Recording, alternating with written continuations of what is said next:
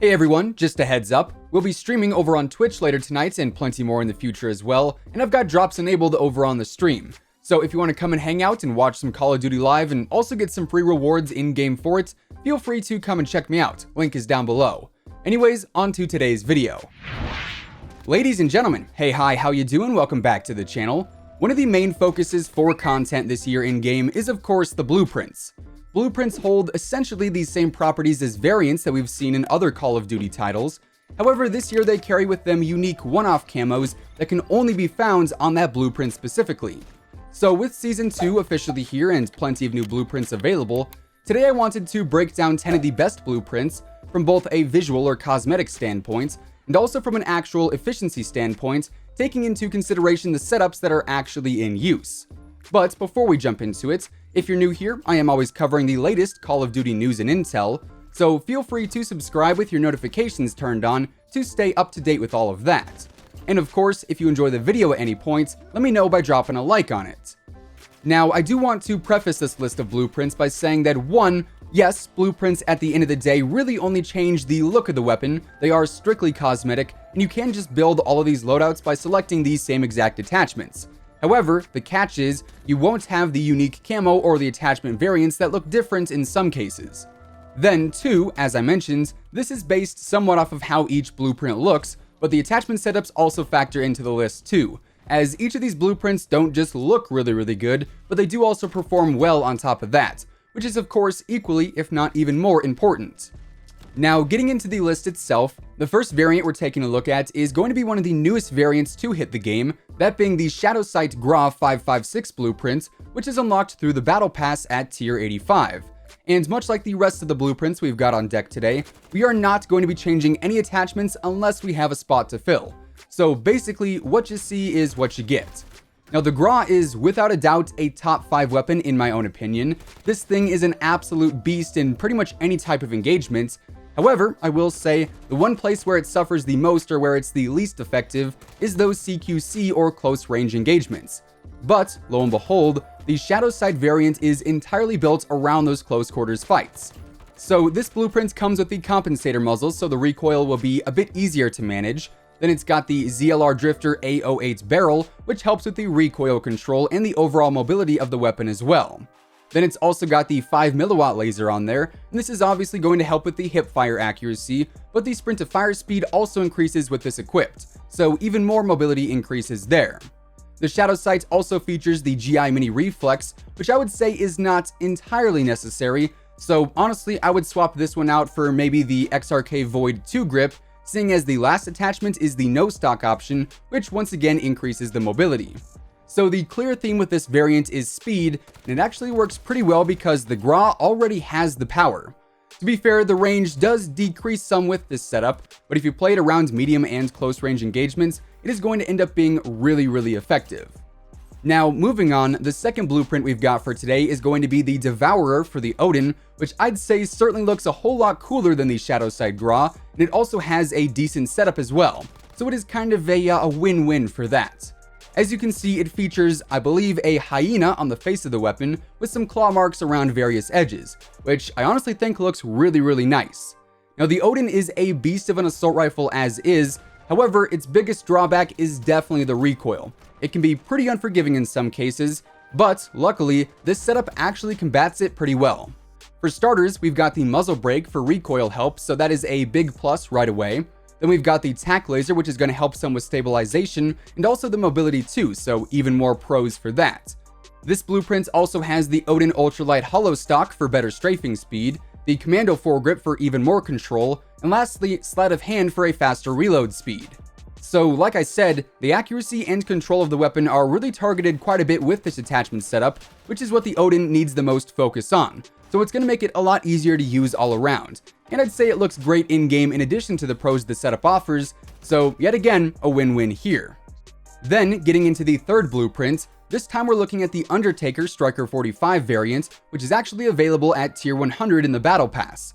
So this one does take a bit of grinding to get to, but it is a pretty cool variant because it's actually a throwback to the MW2 UMP 45.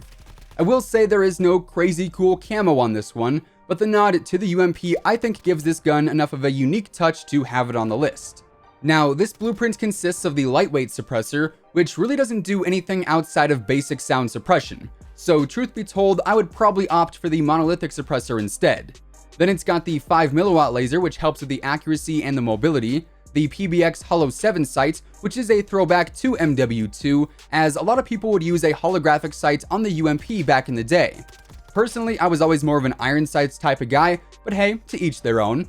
This variant also features the Ranger foregrip for increased recoil control, and lastly, the FTAC 60 series rubber grip, which also helps with the recoil control too. So overall, this blueprint really does attack the control of the weapon, so the ease of use is definitely up there. Now, following the Striker 45, next up we have the INCISOR blueprint for the Kar 98K, and this one is actually a store blueprint, so you will need to spend some money to get it, but honestly, I really like how this one looks. I will say I have a bit of a bias, seeing as my branding is a tiger, and the new logo I'm revealing here pretty soon is more of the same. What do you know, the INCISOR variant is themed around a tiger aesthetic, so I absolutely love this one. On here, we can see that the monolithic suppressor is in use to increase the damage range, which is a nice bonus on top of the basic sound suppression.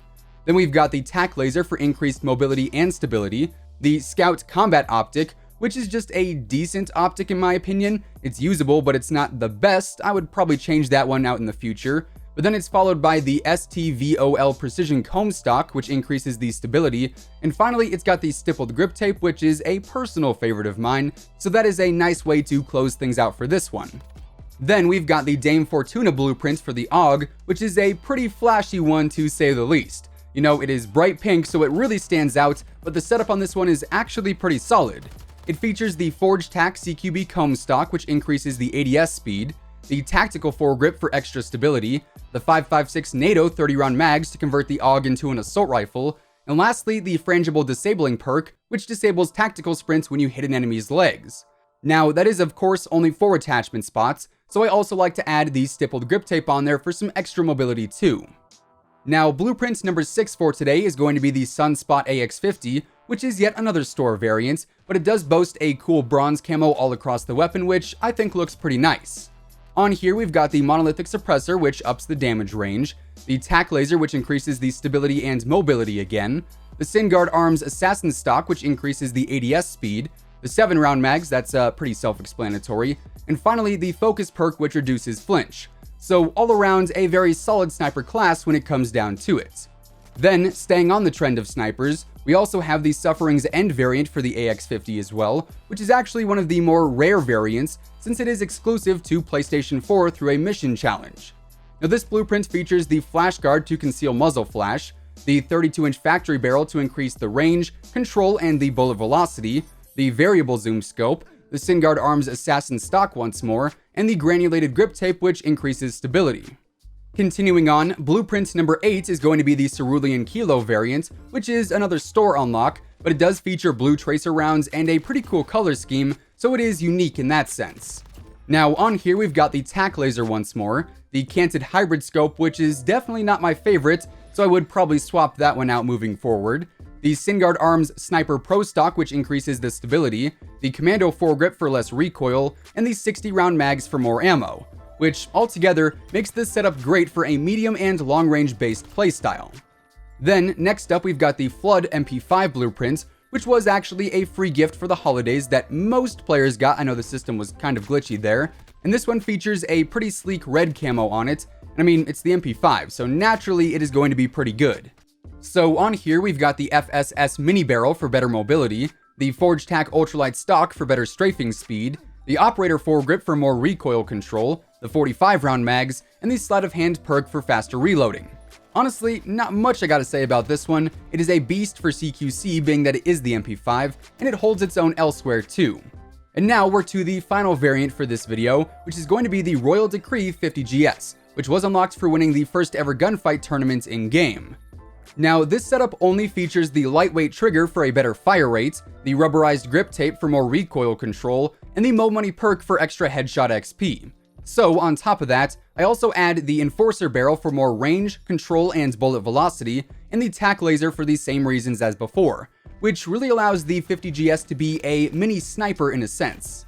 So, with all of that being said, those are effectively the best blueprints in my opinion as of right now, and that is going to wrap things up for today. If you guys enjoyed the video, let me know by dropping a like on it, and of course, if you're new here and you want to stay up to date with the latest Call of Duty news and intel, updates and leaks, and pretty much everything else in between, feel free to subscribe with your notifications turned on, that way you'll always know when I post a new video. As always, if you want to check out any of my partners, be sure to use code IMMORTAL on all Scuff, G Fuel, Control Freak, and Respawn products. All of those links can be found down in the description below, and once again, thanks so much for tuning in. Until next time, take it easy, have an awesome rest of your day, and I'll catch you guys later. Peace out.